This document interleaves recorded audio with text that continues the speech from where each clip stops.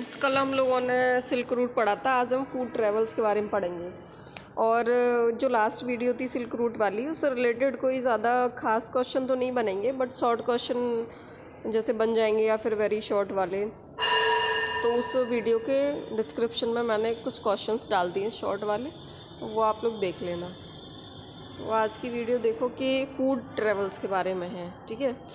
Food offers many examples long distance cultural exchange. देखो, food travel का मतलब यहाँ ये है कि जब लोग एक जगह से दूसरी जगह गए और वहाँ पर जाके उन्होंने दूसरी जगह पर कुछ ऐसे फूड देखे जो उनके यहाँ नहीं होते थे, कुछ ऐसी फसलें देखी जो उनके यहाँ नहीं उगाई जाती थी, तो उसको उस जो नई फसल थी उसको लेकर के वो कहाँ पर पहुँच गए, अपने यहाँ पर। तो जैसे ट्रेडर ट्रैवलर्स थे, उन्होंने नई नई क्रॉप्स को इंट्रोड्यूस किया था जहाँ से वो लोग ट्रैवल करके आए थे वहाँ से, ठीक है।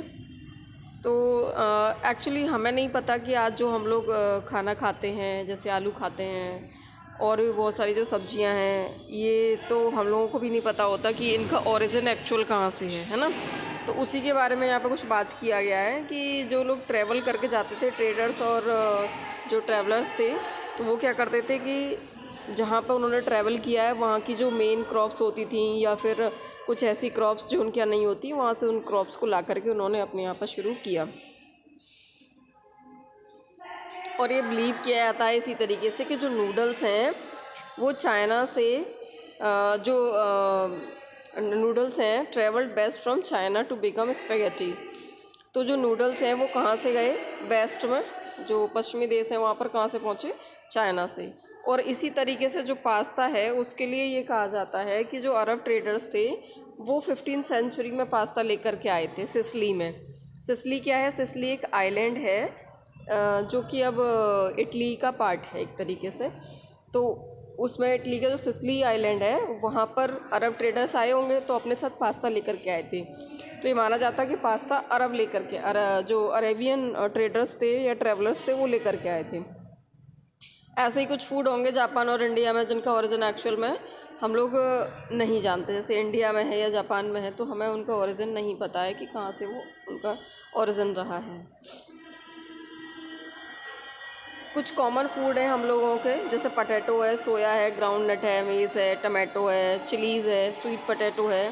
ऐसे बहुत सारे कॉमन फूड्स हैं जिनके बारे में हम नहीं जानते हैं, है ना। We were not known to our ancestor until about 5 centuries ago. अगर हम देखें तो सिर्फ हम ही नहीं, हमारे जो एंसेस्टर थे, पूर्वज जो थे, वो भी काफ़ी टाइम तक ये नहीं जान पाए कि एक्चुअल में इनका ओरिजिन कहाँ से है, वो भी नहीं जानते थे। These food were only introduced in Europe after Asia after Christopher Columbus accidentally discovered vast continent that would later became known as the Americas।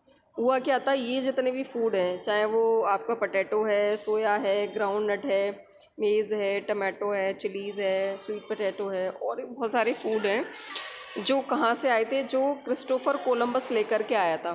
Actually Christopher Columbus जो है यूरोप का था और वो एशिया की तरफ जा रहा था, लेकिन पहुंच कहाँ गया था वो, एक बहुत बड़े कॉन्टिनेंट में, यानी कि अमेरिकन कॉन्टिनेंट पर पहुंच गया था।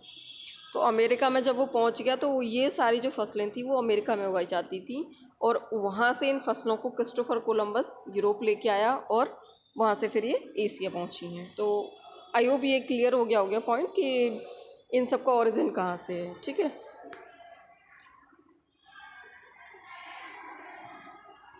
देखो, तो यहाँ पर अमेरिका का मतलब नॉर्थ और साउथ अमेरिका और कैरेबियन, मतलब जो नॉर्थ साउथ अमेरिका के और उसके अलावा जो कैरेबियन द्वीप समूह हैं उन सबको मिला कर के हम पूरा अमेरिकन कॉन्टिनेंट बोलेंगे। तो वहाँ पर जब वो पहुँचा है तो वहाँ से उन फसलों को लेकर के आया, उन क्रॉप्स को, और यूरोप और एशिया में पहुँची हैं। तो many of our common food came from Americas original inhabitant the American Indians. तो यहाँ इंडियन का मतलब खुद से नहीं लगाना है कि वी आर इंडियंस। तो यहाँ अमेरिकन इंडियन का मतलब है कि जो इंडियन के इनहेबिटेंट थे, वहाँ पर रहने वाले जो आदिवासी लोग थे, या कह लो कि वहाँ के जो ओरिजिनल कहा जा सकता है कि इनहेबिटेंट जो लोग थे, ठीक है। तो वो लोग जो है, ये जो कॉमन फूड है वो लोग उगाते थे अपने यहाँ पर, वो इस फसल को करते थे जिसको लेकर के क्रिस्टोफर कोलंबस आया था। अच्छा, सम टाइम नई नई जो क्रॉप्स थी वो लोगों के लिए मरने और जीने का कारण भी बन गई थी, ठीक है, लाइफ और डेथ दोनों का एक रीज़न बन गए थे। जैसे कि क्रिस्टोफर कोलंबस जब आलू की फसल लेकर के यूरोप में आया है, तो यूरोप में स्थिति ये हो गई थी कुछ जगहों पर कि लोग आलू के बिना सरवाइव नहीं कर सकते थे, ठीक है, उनके लिए आलू ही सब कुछ हो गया था। तो Europe's poor began eat better and live longer with the introduction of humble potato, है ना। तो जब यूरोप में पटैटो को इंट्रोड्यूस किया गया, उस क्रॉप को लाया गया, तो वहाँ के जो लोग थे, अगर कहा जाए गरीब जो लोग थे, जो मीट और बटर एग इन सब चीज़ों को जल्दी से मतलब ले नहीं सकते, अफोर्ड नहीं कर सकते थे, तो उनके लिए ये एक बेहतर चीज़ थी। उन लोगों के लिए कहा जाए तो एक लाइफ को बहुत अच्छे तरीके से जीने का कारण बन गया था आलू। तो पटेटो के इंट्रोडक्शन के बाद उन लोगों ने बहुत अच्छे से रहना या खाना शुरू कर दिया था। कुछ सिचुएशन आयरलैंड में ऐसी बनी थी जिसको हम आगे देखें कि आयरलैंड के जो पूरस पीसेंट थे वो पूरी तरीके से डिपेंडेंट हो गए थे पटेटोज़ पर, आलूओं पर इतना ज़्यादा डिपेंडेंट हो गए थे कि जब एक बार क्या हुआ था कि 1840 के मिड में, 1840 के मिड में जो पटेटो क्रॉप थी वो डिस्ट्रॉय होने लगी, क्योंकि उसमें बीमारी लग गई थी, एक डिसीज़ होने की वजह से वो फसल जो है बर्बाद हो गई।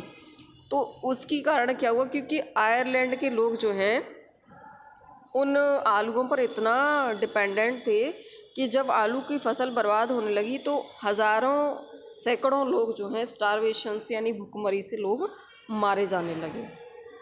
तो पूरा टॉपिक यही बताता है हमारा कि फूड ट्रैवल करके कहाँ से आया, मतलब कि किसके ज़रिए कहाँ से फूड का जो एक्चुअल ओरिजिन है वो कहाँ पर है, और उस फसल के साथ हम दूसरे कॉन्टिनेंट तक कैसे पहुँचा, या फिर लोगों के लिए कितना ज़रूरी हो गया वो कि अगर जैसे आलू की कमी पड़ी आयरलैंड में, वो डिस्ट्रॉय होने लगी फसल, तो लोग जो हैं भुखमरी से मरने लगे।